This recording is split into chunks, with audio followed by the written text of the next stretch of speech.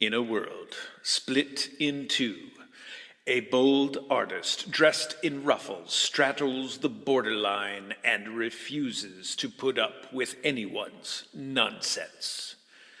Celestial bodies clash over the historic ruins of her homeland, while factories pollute her current location. Femininity in the post-apocalypse.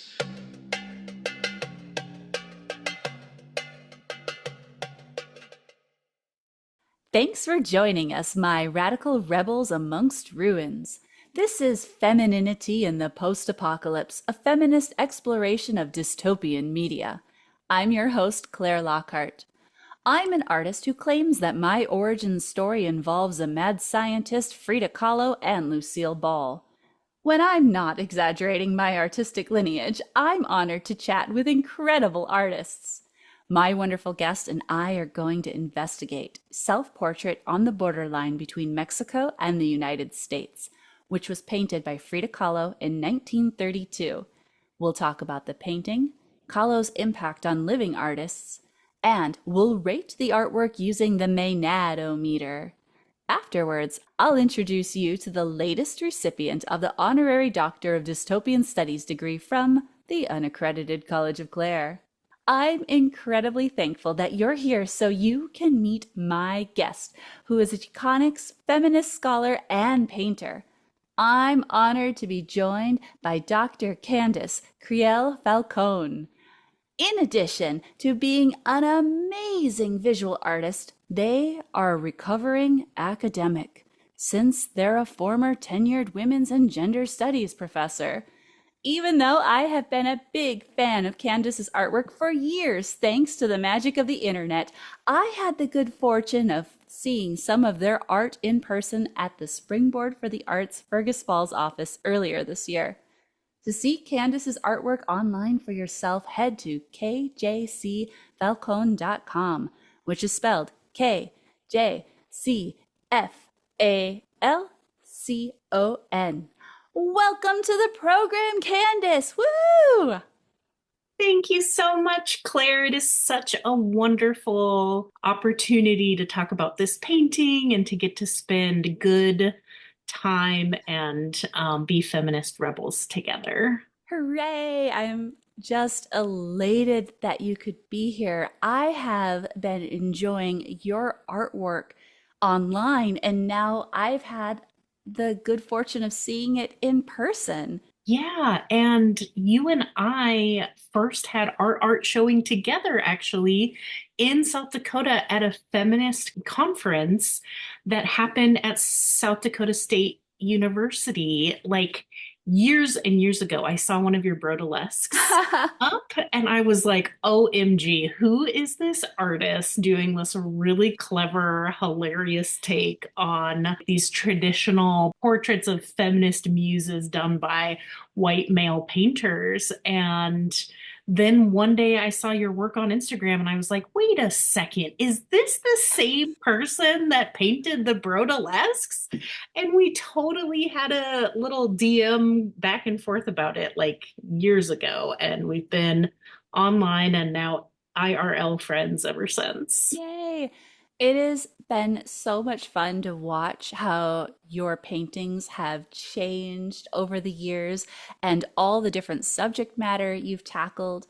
And as I alluded to earlier, I'm super lucky because I was able to experience one of your works of art, your Guaranteed Income is the Goat artwork in real life. Am I supposed to say goat or am I supposed to spell out GOAT?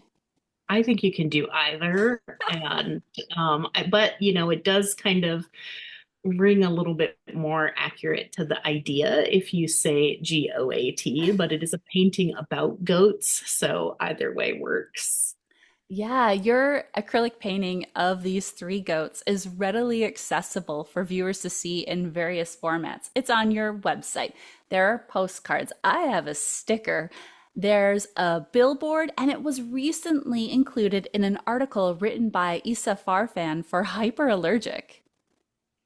I know. I'm so excited that this is getting so much traction. And in early May, I had the opportunity to do an artist talk out at the site where the billboard was. And honestly, I've done a lot of artist talks in galleries and other traditional spaces where art can be seen, but it was really fun to be out on the side of a county highway in rural Minnesota as cars and semi trucks are whizzing by to talk about this painting that I made of the three goats that I live with that represent the values that I see in rural communities of like watching out for each other, taking care of one another, supporting each other as a way to think about guaranteed income as this amazing opportunity to support artists and others in rural communities. Your artwork fits perfectly with that theme. And I feel like we should give an extra special thank you to Springboard for the Arts because that is the program that you have that guaranteed income for artists through. Absolutely. I cannot thank Springboard for the Arts anymore. Like they are just life changing for artists. And I know that you, as a recipient of the Rural Regenerator Fellowship, can attest that Springboard invests in artists and their investment in artists make our communities better. And I just think that they are doing such good work and they're such good people that are a part of that organization. And I feel really honored every time I'm asked to do anything collaboratively with them.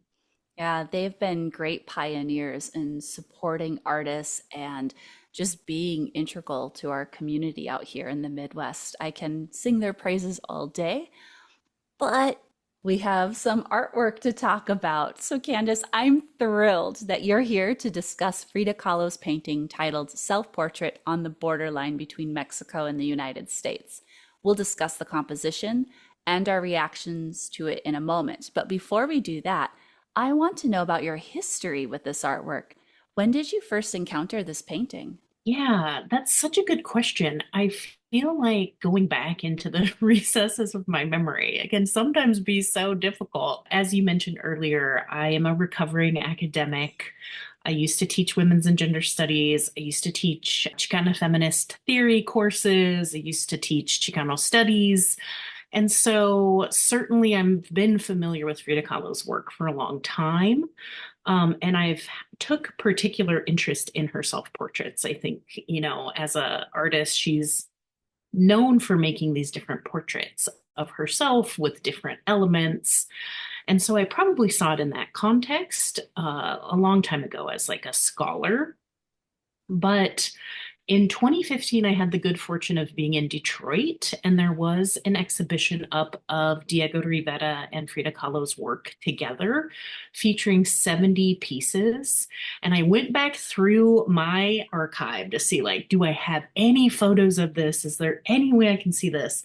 And of course, I finally tracked down the Detroit Institute of Arts, announcement about the exhibition, and no photos were allowed in the special exhibition. So I don't have Oh, any no. photographic evidence, but I'm pretty certain, and I couldn't dig up the exhibition catalog, I couldn't see it anywhere, but I'm pretty certain that this painting was in that group of 70 of her and Rivera's work that were in conversation, especially because the Detroit Institute of Art has this amazing Diego Rivera mural that is about Mhm. like industry and the Ford company and, this rise of like socialism through union organizing that both Rivera and Kahlo were really interested in. And so I'm pretty certain I saw it then. And in that case, I was really struck by how small her paintings are. They tend to be really tiny, intimate things. I mean, some people might not think like a foot by a foot is tiny, but I do as somebody who paints like 4 by 5 feet Mhm. canvases, and now I'm working in a larger scale and I have my work on a billboard. So I love like a large scale. And so encountering this piece as this like very small metal painting was just really interesting because in the, photographic representation of it digitally, you don't get that same sense of the scale. So it's a small surface with a lot going on in that small surface that makes you want to really just kind of cozy up with the painting. That's incredible. You got to see it, and I'm so jealous because I have only been able to see a few of Kahlo's paintings in person, but every trip was worth the journey. Unfortunately, I haven't seen Self Portrait on the Borderline in person because it's in the private collection of Maria Rodriguez de Riero, and I haven't been able to catch any of the exhibitions that it's been loaned to. And I know I don't have to tell you the importance of collecting artwork, but I want our friends listening to know this is why you buy original artwork. When you loan it to museums, you get to have your name listed on the gallery tag and feel very fancy.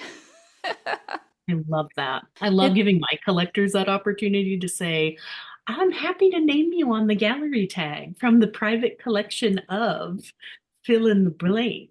Yes, and this is so exciting because they get to be a part of art history. The people who buy artwork from living artists today get to determine who's going to be in those history books in the future.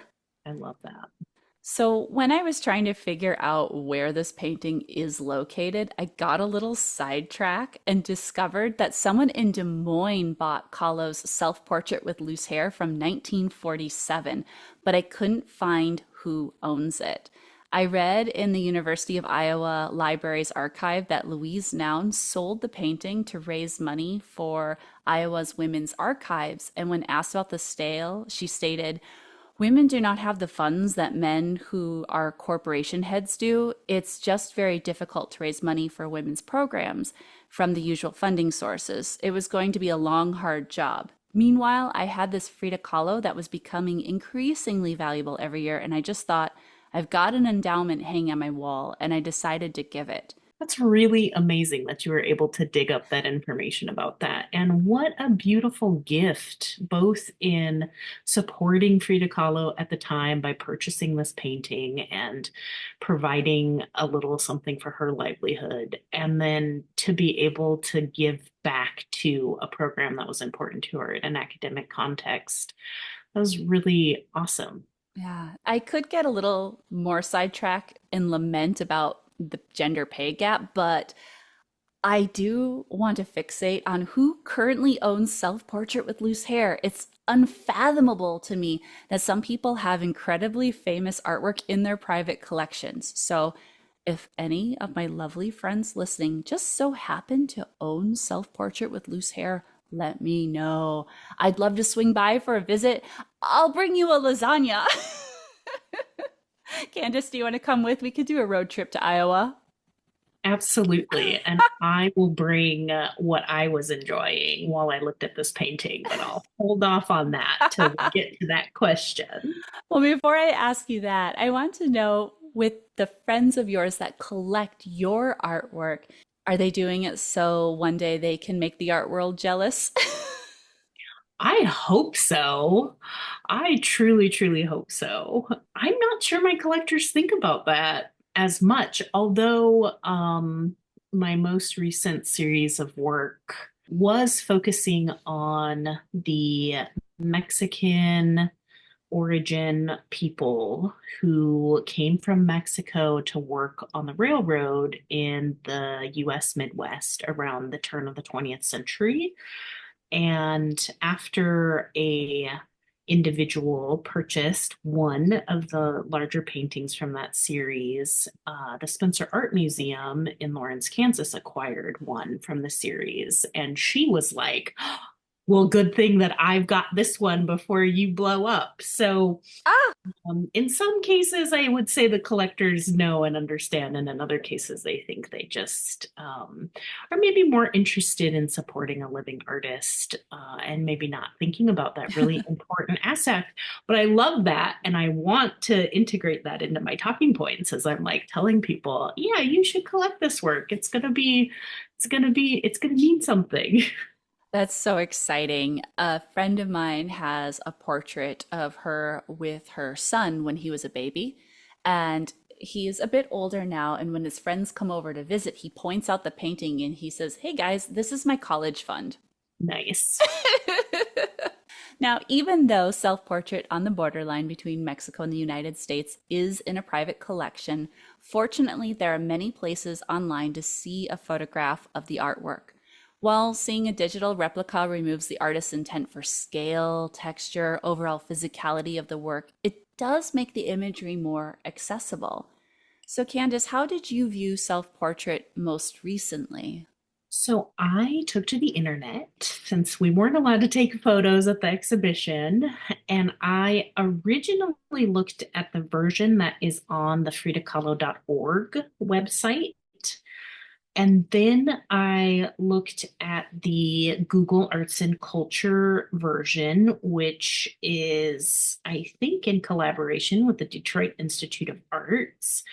And then lastly, I found a version of it on PBS that one I found because I was trying to look at what were the dimensions and what was the material, the substrate that the painting was on. And that one did have the dimensions, and shared that it was oil on metal, which reminded me why it looks a little bit more maybe matte or muted, versus something that might be painted on a different surface. Another advantage of observing artwork online is that we can zoom in and take as much time as we like with the work. Plus, my favorite aspect, we can have snacks. Did you have anything good to eat or drink when you were looking at this painting? Absolutely. So, for those who have seen the Frida Kahlo narrative film about her life that came out, I don't know, like what, a decade ago now, maybe earlier, there's this really famous scene where Frida is drinking tequila and outdrinks all of the men that she's hanging out with. And so she was a known lover of tequila, as am I. And so I thought, in honor of Frida Kahlo, I needed to drink some tequila as I was looking at the work. And so I was enjoying a delicious sip of a tequila called Azulejos from the trophy head collection for my tequila heads out there. Neat as I looked at the painting. Aw, you were way more thematic than I was. I think I was snarfing down some hummus and pita while I was looking at it most recently. I'll begin by sharing a little bit of background about Frida Kahlo, but our main focus will be the artwork itself. I'll describe the painting in detail for our friends listening, and I'd like you to jump in at any point. I'm looking forward to hearing your thoughts and reactions. We'll then have a discussion about the impact of the artwork, and finally, we'll evaluate it using the Maenad-O-Meter. This painting is called Self Portrait on the Borderline between Mexico and the United States, and Frida Kahlo created it in 1932.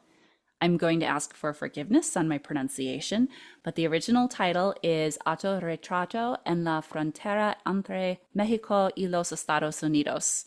Pretty good, Claire.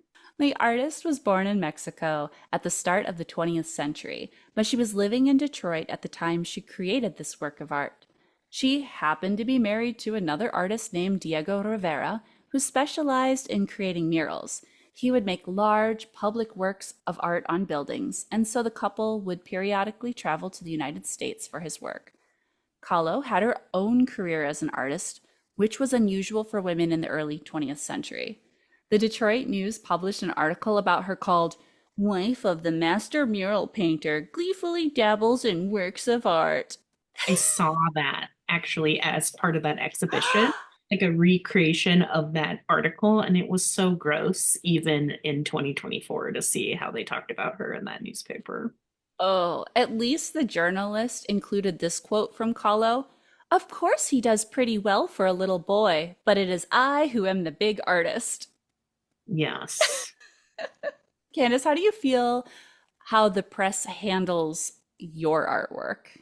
That's a great question. I think one of the challenges as someone who is a very similar in terms of an identity category to Frida Kahlo is that the press likes to really pigeonhole artists and describe us in particular ways and reiterate identity as this like most important element for artists of color, for gender queer folks, for LGBTQ plus IA community members. And that can be so frustrating because yes, my work is about identity, but I would argue every artist's work is about identity. It's just white artists, white male artists, folks that get to have positional identities that are in the non-oppressed or the dominant categories get to just be artists without an identifier, right? And so I am constantly pushing against that tendency for people to say things like, well, what does it mean to be a Chicana artist or a Chicanx artist? And there's no one answer to that because that is like, there's multifaceted elements to every identity category. But there seems to be this tendency to want to be able to point to particular things about aesthetic choices or thematic subjects that can feel really oppressive. Yeah, it's very othering. Like, I prefer to be spoken about as a person. That's my favorite way to identify. But then I have all of these different marginalized groups I'm a part of, and I understand that. Yeah, there's a fine line between like elevating conversations, like because I think both you and I identify as feminists or are part of larger feminist actions and feminist movement in this like broad sense of trying to create a more egalitarian world in which gender oppression doesn't exist. And so there is this fine line between trying to find ways to elevate that work, but then also not be just seen as a feminist artist that can't be a part of contemporary art conversations because somehow that like minimizes the impact of the work. I suppose when we start selling our artwork for Damien Hirst prices, we'll be fine. Exactly. Self-Portrait on the Borderline Between Mexico and the United States is an oil on copper plate work of art. It's 12.5 inches tall and is 13.75 inches wide. There are a lot of details packed into this little painting. I know Kahlo frequently created small paintings since she was often bedridden when recovering from medical emergencies and the dozens of surgeries she endured. But the amount of patience she had to paint on such tiny surfaces is commendable. There have been times when I foolishly thought that if I made a small painting, it wouldn't take me very long. However, I just wind up using teeny tiny brushes. Yeah. And when you're painting that small, the margin of error is literally minute. And earlier, Kandace, you said that you prefer to paint on a larger scale. Yeah, I'm really struck by how much she's able to fit into this painting at the scale that it is and how much detail she was able to parse out. Like if you zoom into some of the florals on the bottom of this painting, for instance, there's so much detail in the petals or in even like the roots that are extending down into the ground. She's working with light and shadow in across this surface. And, you know, as a painter, you're just thinking about like each of these little brush strokes, like what size brush was she using to make these really intricate tiny things. And even like the text on the little concrete block that she's standing on near the center of the composition, you know, like I try to sometimes put text into my painting, but I don't like to see words in my painting, so they just kind of like I make it messy on purpose. But here we're able to see legibly like what it is that she wrote, and I just cannot imagine like how detailed and tiny these little marks were that she was making in several areas of the painting. Absolutely. The main subject of this painting is Frida Kahlo herself. She once stated, "I paint myself because I am often alone and I am the subject I know best." There's a full body portrait of the artist standing almost at the center of the composition, splitting the world in two. I specifically wanted to discuss this painting with you, Kandace, because it feels so dystopian to me. On Kahlo's right, so on our left, there's a stone temple in the background, artifacts in the middle ground, and plants in the foreground that you were talking about already. The ruins indicate an apocalypse that has already happened. On the other side of the picture, there are tall industrial buildings, machine parts, and electronics. This appears to me like a current dystopian cityscape nightmare. Kahlo is standing upright and looks directly at the viewer. Her expression appears like it kicked off the movie trope of calmly walking away from a huge explosion in the background. She wears a floor-length pink dress. It has short sleeves, and the bottom edge of the skirt has 3 tiers of ruffles. Just the toes of her light red shoes are peeking out from under the frills. She is wearing a pair of white, elbow-length lace gauntlets, which cover her forearms but allows her fingers to be free. Her left hand is crossed over her right, and she is holding a small Mexican flag. The green stripe touches the stick, while the white stripe is in the middle, and the red points down to the ground. She's holding a cigarette in her right hand. She wears a multi-strand necklace that has 3 silver pendants. Her face is in 3/4 profile, so we can see most of the left side of her face, which allows us to see that her black hair is braided and wrapped around the back of her head. She is standing atop of a stone block that is engraved. Yeah, so it says Carmen Rivera pinte su retrato. I don't know what the EU, Estados Unidos, 1932. Maybe Yeah, so I think it says in the year and el año before. Oh, thank Is you. that Yes. it? Okay. Yes. And I wanted to note how she changed how she signed her and spelled her name throughout her career. And there's also an electrical outlet in that stone or in that pedestal and a small round machine that's plugged into it, but the cord intertwines with the roots of the plants. Kandace, before I describe the scene in the background that represents Mexico, what stands out to you in this portion of the painting? Your description of it as a dystopian nightmare is so apt, and I'm especially surprised that this is not a painting that was made in 2024 in the, realm of climate change, in the era of pollution and the legacy of what humans have done to the environment in a post new industrial era, but that she was making this in 1932 feels very prophetic. And so to me, that feels even more dystopian, that she was like giving us a message from the past about our current reality in terms of how we might think about the environment as a feminist issue that is important to us to be thinking about and taking action towards changing, towards making our world less hot, towards increasing opportunities for people to stay where they live. In the context of looking at it right now, I feel really scared I feel scared when I look at the painting because of those dystopian elements.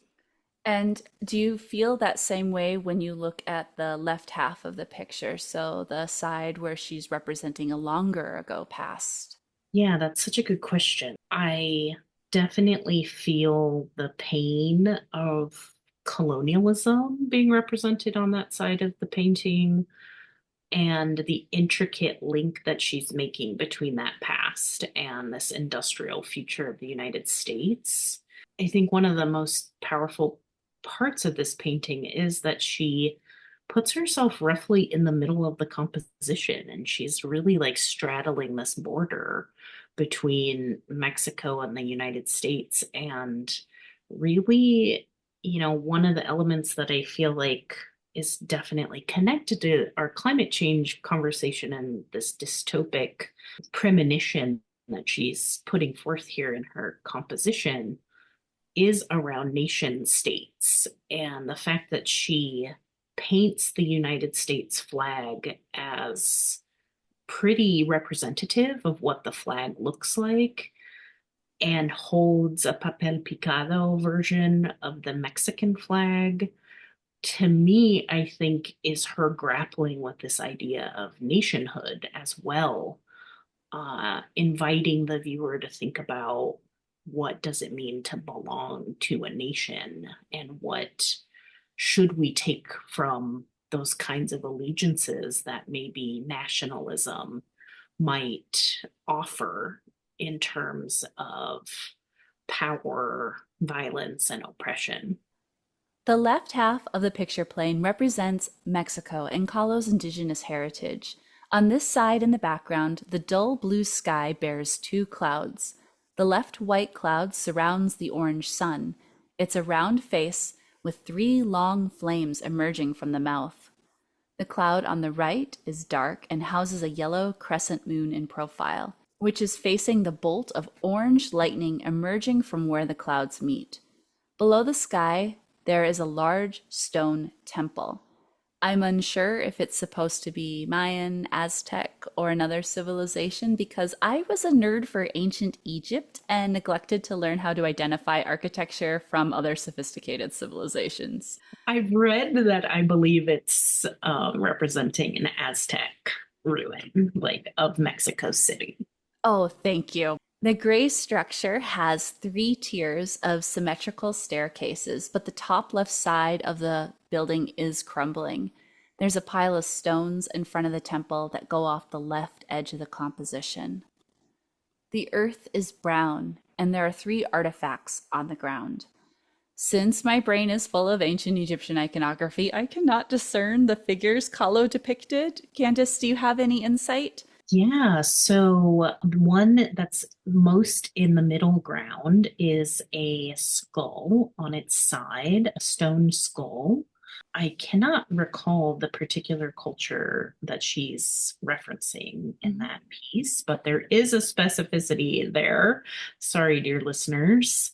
And then the 2 in the front, one is a fertility goddess, the one that's a little bit lighter. It's a round, feminine shaped stone sculpture, and you can see a vaginal representation on the bottom. And then the one on the very far left of the composition is a more masculine figure that is dark brown, and seems to be holding perhaps some other spiritual elements like a shell or a instrument of some sort.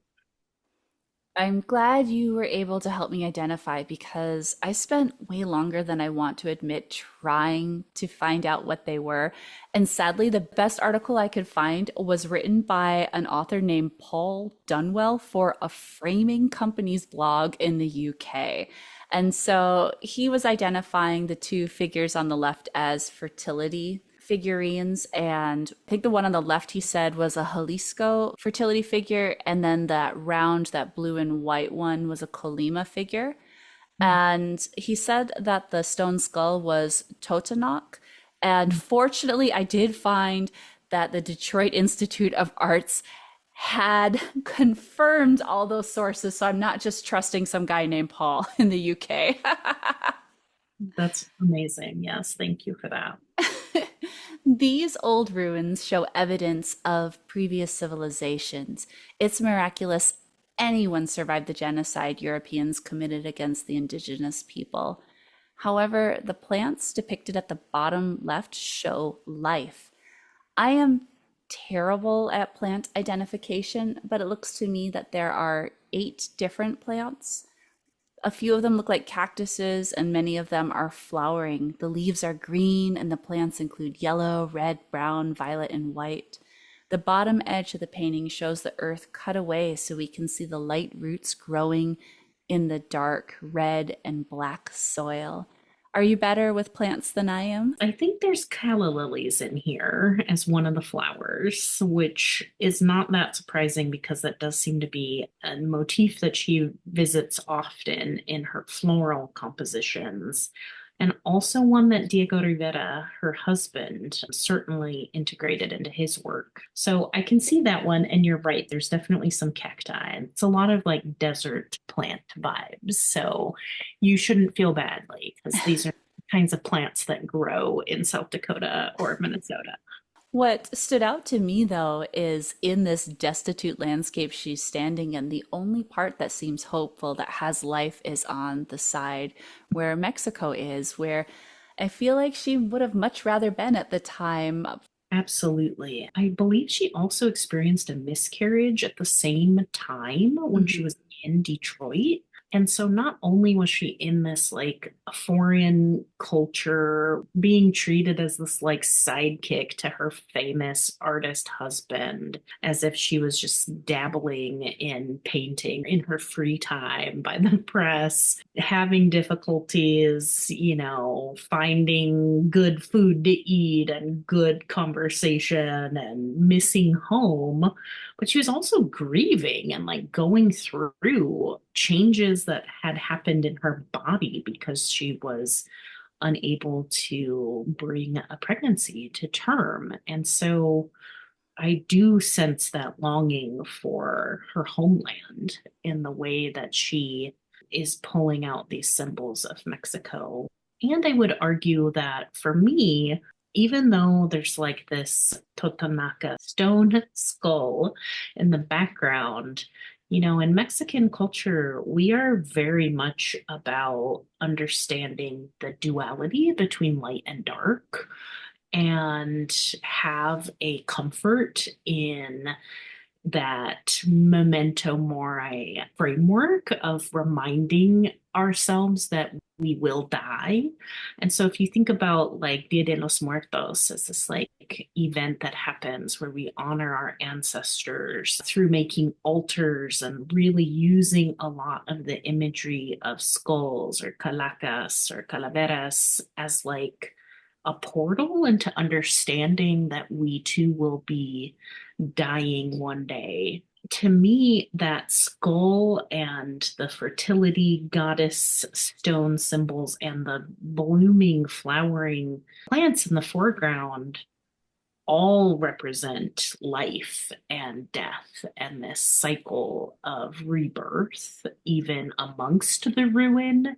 And maybe it's just because I'm a Scorpio and I'm really into like that death and rebirth cycle. But for me, that whole left side of the panel just really brings me a lot of hope as a Chicanx person looking at the painting. As I mentioned earlier, the roots of those plants entwine with the black electrical cords on the right side of the picture. This section represents the United States.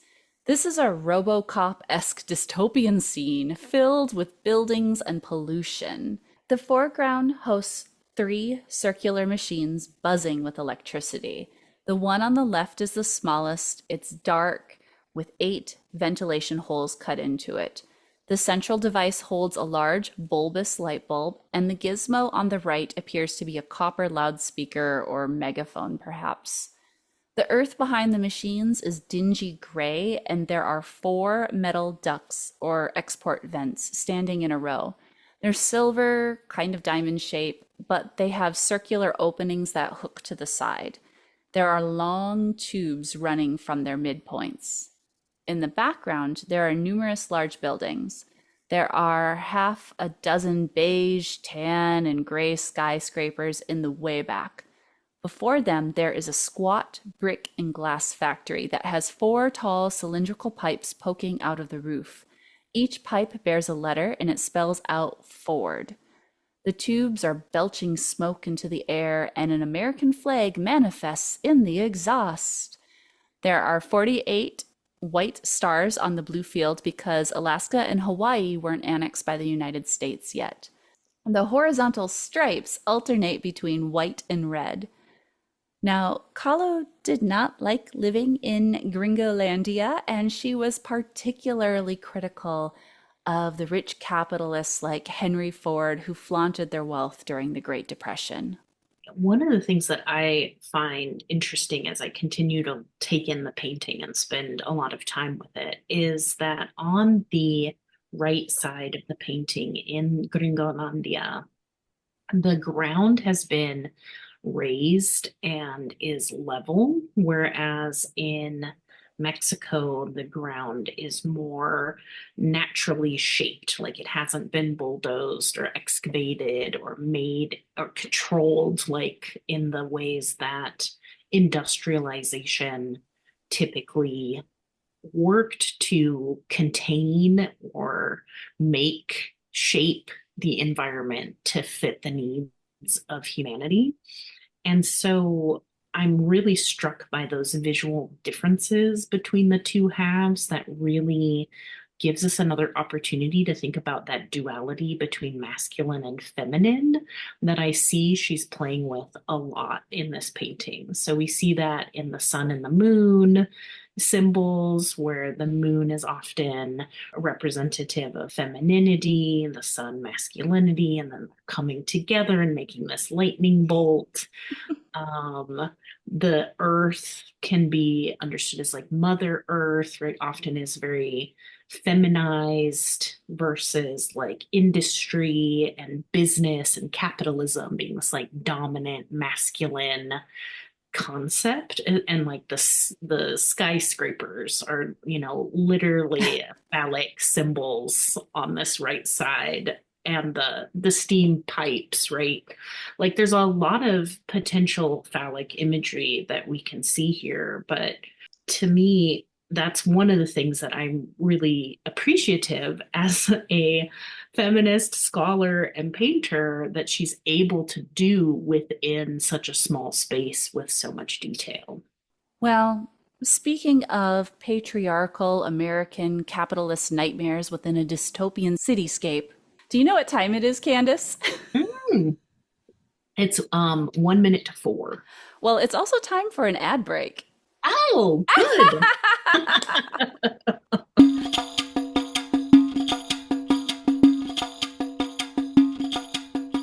If you're a delightful, creative person and feeling a little isolated, I'm inviting you to be part of the Unaccredited College of Klaire community. You can join us at patreon.com/Klaire Lockheart, spelled patreon.com/KLAIRE You can be part of our shenanigans for free, but I bet you'd fit right in at the Department of Dystopian Studies.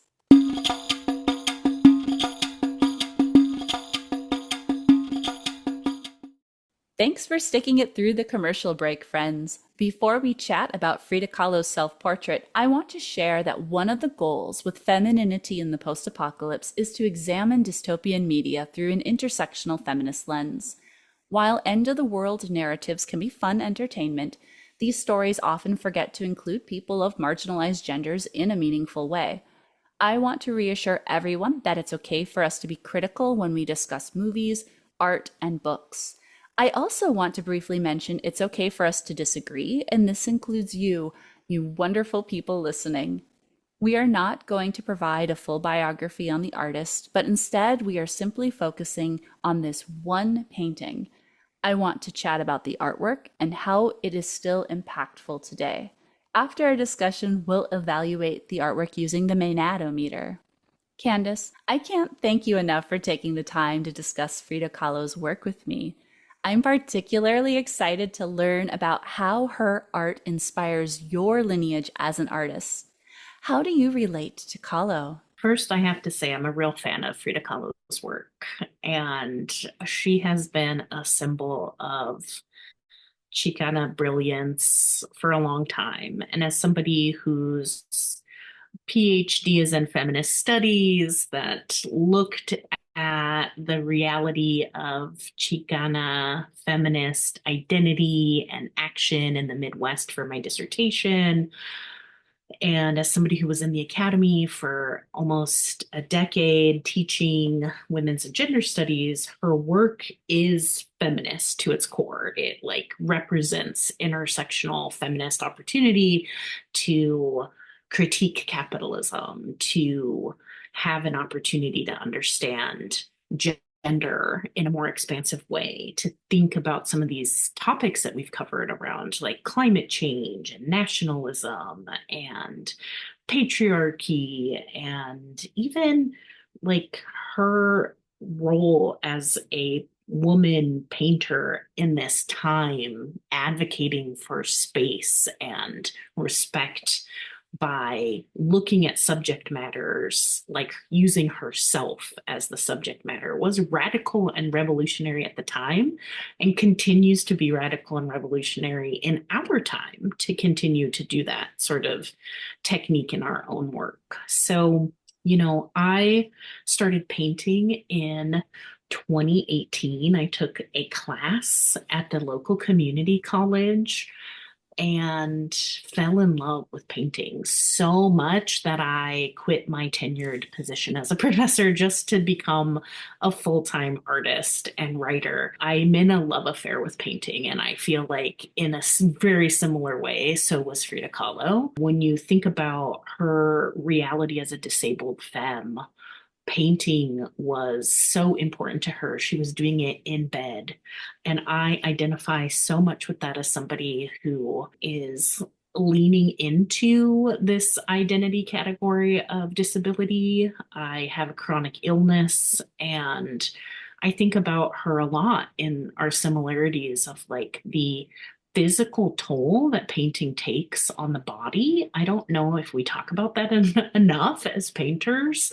You're shaking your head, Klaire, because like, unless you're a painter, I don't know how to describe, or an artist really, right? Because like printmakers also, or sculptors, like anybody who is making art is typically using their bodies as part of the vessel and part of the channel to like get this idea from the brain into some kind of material realm. And the strain on one's body to do that is just so over the top. And so I'm constantly thinking about like how incredible it is that she was able to produce as much as she was able to produce, knowing that she was in chronic pain, as I also suffer from chronic pain.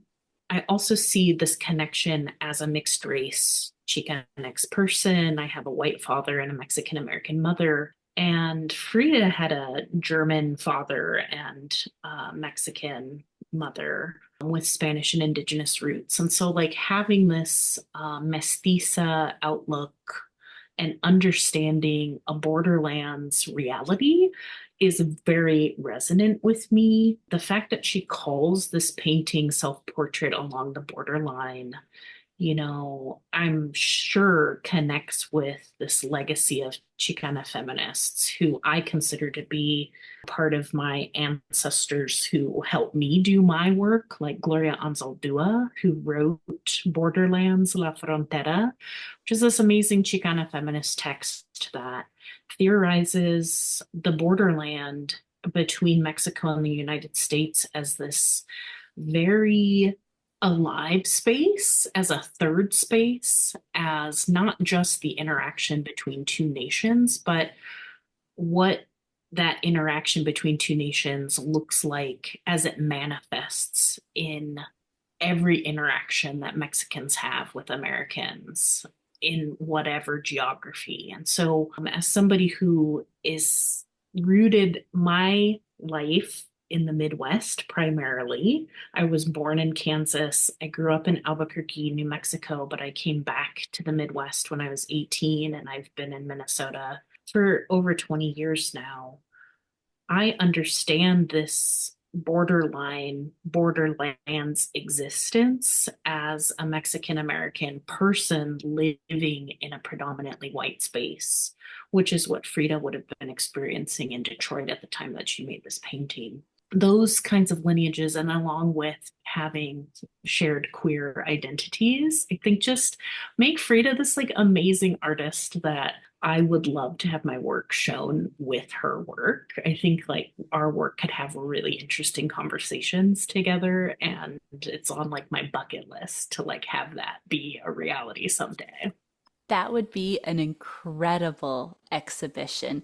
Just seeing your artwork without knowing your biography and statement, viewers can get so much from what you're creating, and it's really relatable. And I think that's one of the reasons that Frida Kahlo is so prominent today. She encompasses all these different identities, and it's hard to find someone who cannot relate to this fantastic, outspoken, incredible painter. Totally. And then one of the things that's encouraging but also a little sad is she made this painting in 1932, almost 100 years ago, and we're still dealing with a lot of these issues. And it's good and bad how it's transcending time.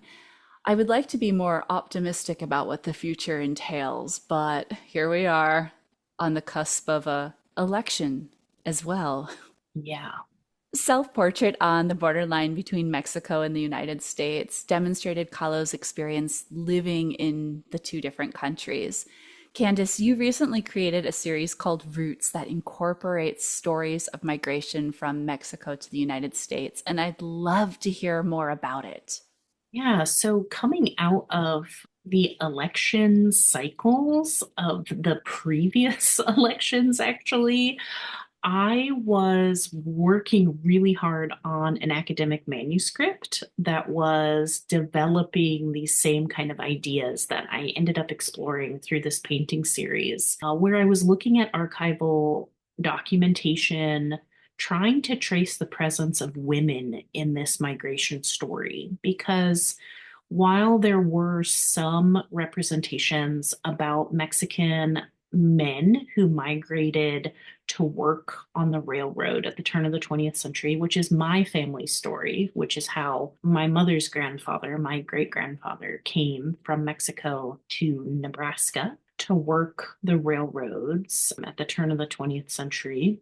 There wasn't very much archival information or scholarly information tracing the role of women as part of that migration. And so I spent about a decade looking into a variety of archives and ended up doing this deep discursive research into newspaper articles. So I was looking at how were white communities talking about the increase of Mexican laborers as they were coming into small Kansas towns with the rise of the railroad, the ATSF in particular, that started in Atchison, Kansas, and went all the way to Santa Fe, New Mexico. And I was really interested in this for a number of reasons. As somebody who grew up in New Mexico, as I have on both sides of my family relationships through railroad labor, I was really interested in just trying to figure out and make sense of where were women in the story and why are they so missing.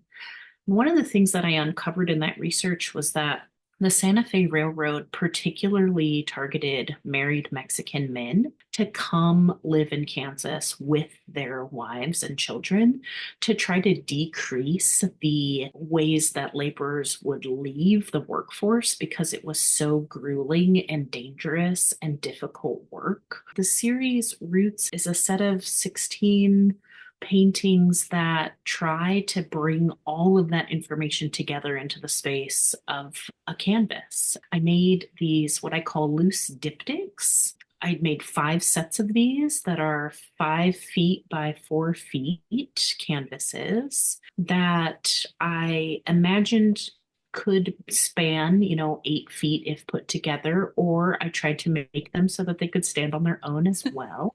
And then I had some smaller paintings that also accompanied this work. And the themes that I explore are really similar to what we see in self-portrait along the borderline in terms of trying to visually represent femininity and masculinity, trying to understand how can we make sense of invisible labor that we often recognize only in terms of the output of the male laborers. So, like, who was feeding these laborers? Who was tending to their injuries? Who was caring for children who were making their homes palatable for life? These homes were often donated railroad boxcars initially, or uninsulated stone structures eventually. Railroad ties were often the foundation for a lot of these structures. And so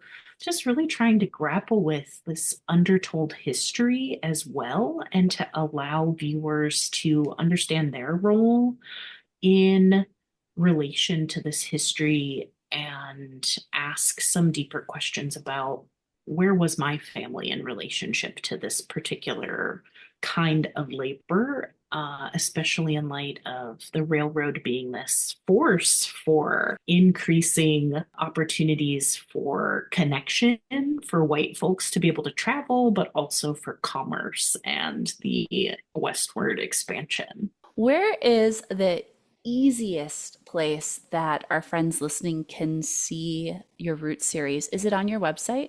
Definitely. Yep. There's a portfolio in the painting section. Thank you.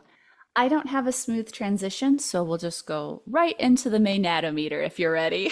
The Maenad-O-Meter is our feminist rating system used to evaluate dystopian media. The Maenads from ancient Greek mythology would drink and dance in the woods while shrugging off traditional gender roles. Yes, they would occasionally tear their oppressors apart with their bare hands, but that's to be expected.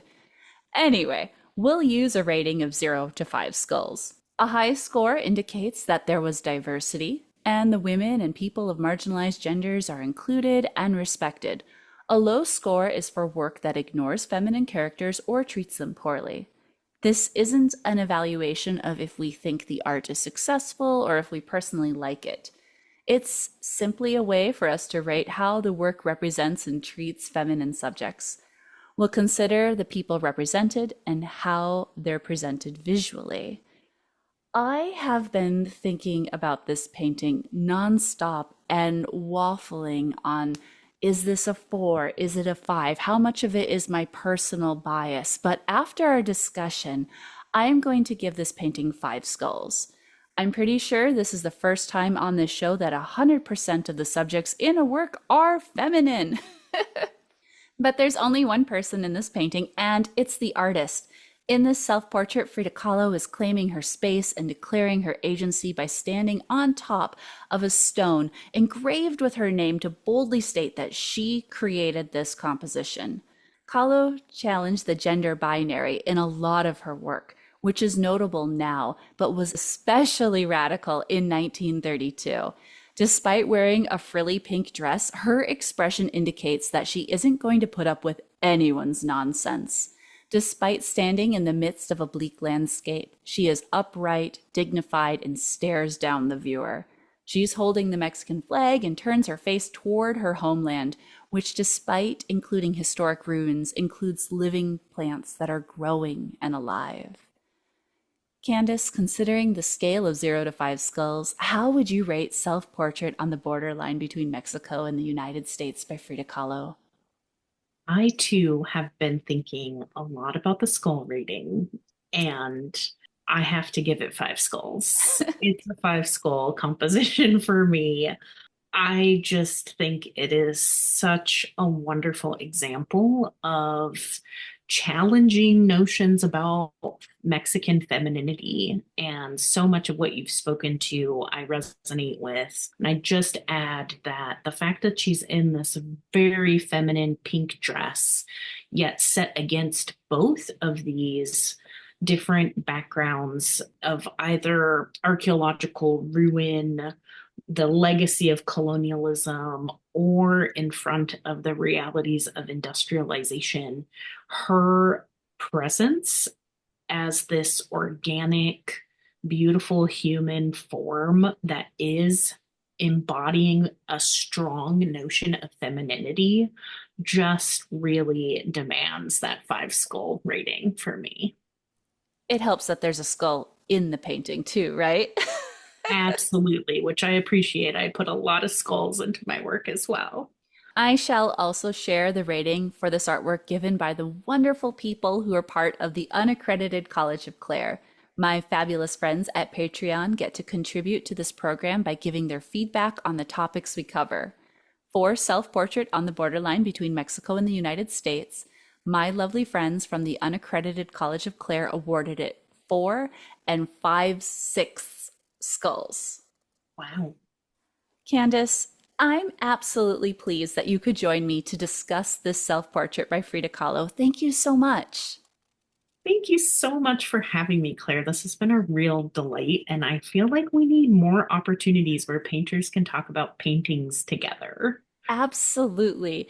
And before we end our conversation, I need to remind our spectacular listeners to visit your website, spelled KJCFalcon.com. They can connect with you directly by clicking on the Inquire tab. There, they can sign up for your newsletter or directly support your incredible work.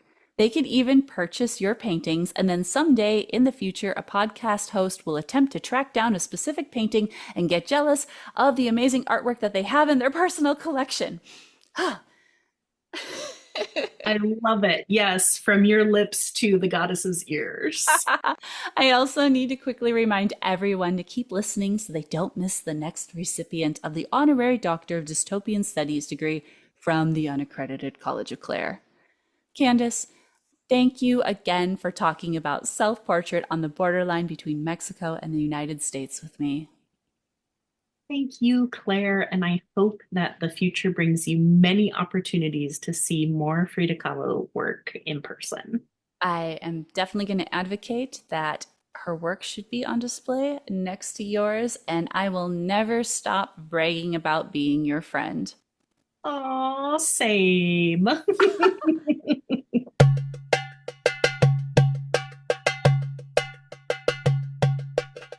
This podcast is part of the Department of Dystopian Studies at the Unaccredited College of Klaire. If any of you astute people listening have an inkling that UCK is simply my academia-themed Patreon account that I use as an absurd framing device to assert educational professionalism, then you should head over to patreon.com/Klaire Lockheart to see if you are correct. Because I am the founder of UCK, I get to bestow honorary degrees to the most wonderful people. I am pleased to introduce the next recipient of the Honorary Doctor of Dystopian Studies degree, Yazmin Moktan. Yazmin is an amazing artist and educator who recently taught figure painting at the University of South Dakota while she earned her MFA in painting. If you follow her on social media, you'll recognize her from her time-lapse videos that show her painting women and dogs on huge canvases, which subvert patriarchal ideals and thwart stereotypes. You can view her subversive paintings on her website, yazminmoktan.com, which is spelled YAZMINMOKTAN.com. Please welcome to the program, Dr. Yazmin. Woo! Hello. Hi. Hi. I am so happy you can be here. You are one of the most productive, busiest artists I know. You are working as an artist, as an educator. You are continuing your own studies. Where should we begin? Oh my gosh, I don't even know. There's so many things on a daily basis that I have to put the different hat on for. So right now I am an adjunct at Gustavus. Just recently I started a new position there. They have a collections museum on campus, and I am the preparator there. So we are curating and preparing the walls and the pieces for a show that is going to open in October. That's really exciting. Do your experiences as a professional artist yourself help you when you are taking care of artwork created by other people? Oh, absolutely. And I think that that was definitely one of the things that was pleasing for the hiring committee to hear, because I am naturally just delicate with pieces because I want people to hold mine the same way. But, having that sort of extra intrinsic knowledge of how to wire a piece, how to, deal with a 2D sort of drawing versus a canvas. These are just things that I have come to learn as I have created different types of pieces. So it really does help when I'm handling work, other people's work. I'm sure your experience of handling massive canvases is also helpful. Some of the paintings you create are bigger than you, and it is amazing to see you create this huge artwork. So I'm sure that helps you when you are handling paintings created by other people, regardless of the size. Yeah, definitely. I mean, I haven't seen a 6 foot tall painting yet, other than my own. So, it's been very, very easy so far. Well, Yasmin, I am happy you could join me. I first encountered your work when you were in South Dakota, and I immediately admired your ability to give your subjects agency, which is something not all figure painters can do. Now, because I'm in charge and I despise long, boring graduation rituals, I won't make you give a speech for your honorary degree. Instead, I'll ask you 5 brief questions, which will help our lovely listeners learn more about you. First of all, what is one of your favorite dystopian books? So this started as a book, and I haven't read the book because it's in French. It's essentially the series Planet of the Apes. I rediscovered them recently this summer, and I have just been hooked. The movies I started watching were actually the newer ones, and they are prequels to that original book. And they present a world in which, some crazy, very, very, very contagious disease has taken over, and humans are essentially, extinct. And the same virus has apes be somehow able to develop intelligence. And so the world slowly starts to get overrun by intelligent apes, and then apes become the dominant species, and they build and innovate just like we do. And, books like this and movies like this, I really enjoy because at the core of all of the work that I do, I am asking questions about social structure and human nature. And this series of movies also kind of presents us with the same thing. If humans are inferior and have to deal with a more superior race, what kind of human-like structures do these apes end up adopting is sort of the question over here. I recently rewatched the first movie, the Charlton Heston one, the Damn You Dirty Apes. And I have to wonder, do you have a favorite out of all of the Planet of the Apes franchise that you would recommend for people to watch or read or enjoy? Yeah. Oh, that's a good question because this is the thing. I started with the newer ones, right? So Mhm. they're using CGI and the effects are so, so, so incredible. But I got so engrossed in this world that I actually went back and watched the 1960s movies. So the Charlton Heston one was definitely, and you definitely have to suspend your disbelief because in these ones, it's really just people in ape costumes. But I was so into it. And I actually really love the first one, like the one with Charlton Heston, because that moment at the end, where he realizes that he is, in fact, on Earth. Because the entire time we thought he was somewhere else, he landed somewhere else. And I think that was so, so shocking for me. So I love that. So the first one, absolutely. And then I don't remember, I think there's like 6 or 7. But I think it might be the 5th movie that I really, really became attached to. It's the one where the 2 chimps travel and something happens in their spaceship.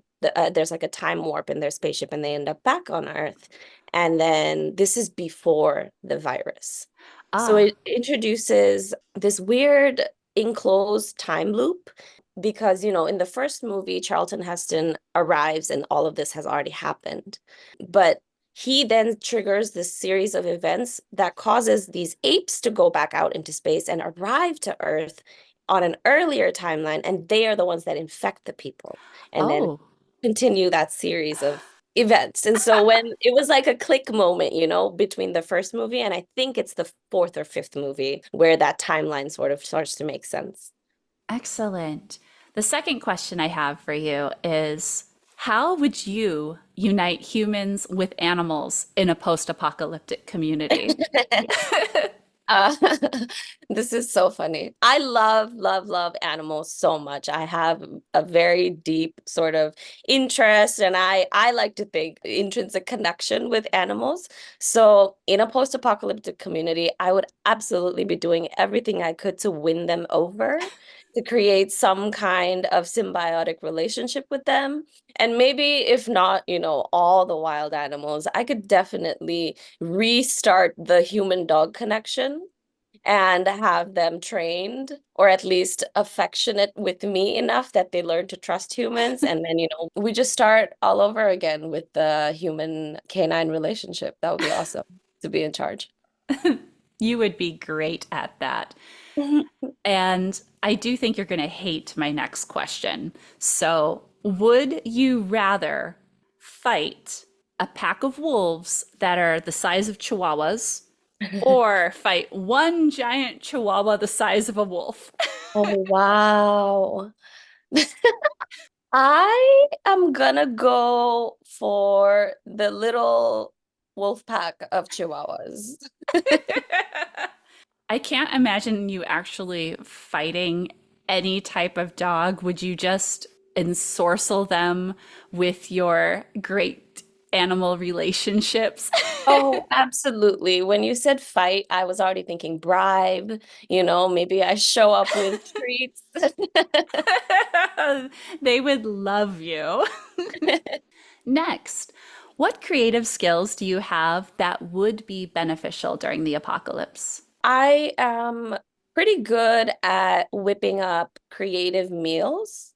So in a post-apocalyptic or during an apocalyptic situation, I'm imagining we're rationing food, we have limited groceries. I really do think that if you gave me a bunch of canned, ration, dry foods, I could whip up something pretty good. And right now I'm also learning a lot about plants because in my new series, I have a good amount of foliage surrounding my figures. So if I have the rations and I have the knowledge to forage, I think that me and my meals would come out right on top. That sounds incredible, and you're making me a little bit hungry. So I'll ask you the last question, which is, what words of encouragement would you like to share with us to help us stay motivated? Motivating myself on a daily is a struggle, and I have to use humor, in my life in order to deal with all the responsibilities on the daily, but also, the state of the world that we live in. So Mhm. lately I've been loving these, really silly, absurd twists to common phrases. So one of my favorites that I find myself saying out loud all the time is, "It is, what is it?" So instead of going, "It is what it is," it's like, "It is, what is it?" Which feels so appropriate to the confusion that I feel on a daily basis. But it does also kind of keep me motivated to keep moving because what else is there to do? So some other ones that I have that me and my friends use a lot is, "You are who you are" becomes, "You are who are you?" Or "Don't chase, attract" becomes, "Don't chase, attack." Oh, I am just imagining you curating an exhibition with one of these titles.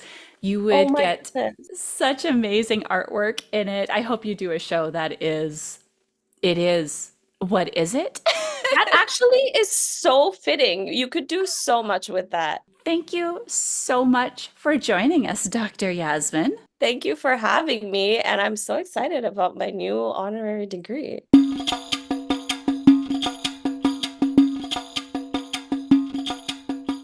Femininity in the Post-Apocalypse was created and edited by me, Klaire Lockheart.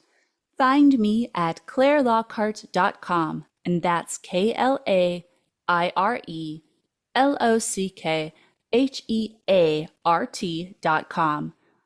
Special thanks to Aaron C. Packard of Aaron C. Packard Productions for providing the voiceover work and my recording equipment. You can visit him at aaronpackard.com, spelled AARONPACKARD. Thank you for listening, my fabulous friends. I want to let you know that this is the last episode of the 2024 season, and I appreciate all your support. There's an evil little part of me that wants to end this season on a cliffhanger, so you'll have to wonder if I'll be back in 2025 or not. I suppose you'll just have to keep in touch through my website or find me on social media, so you won't miss out on the future shenanigans.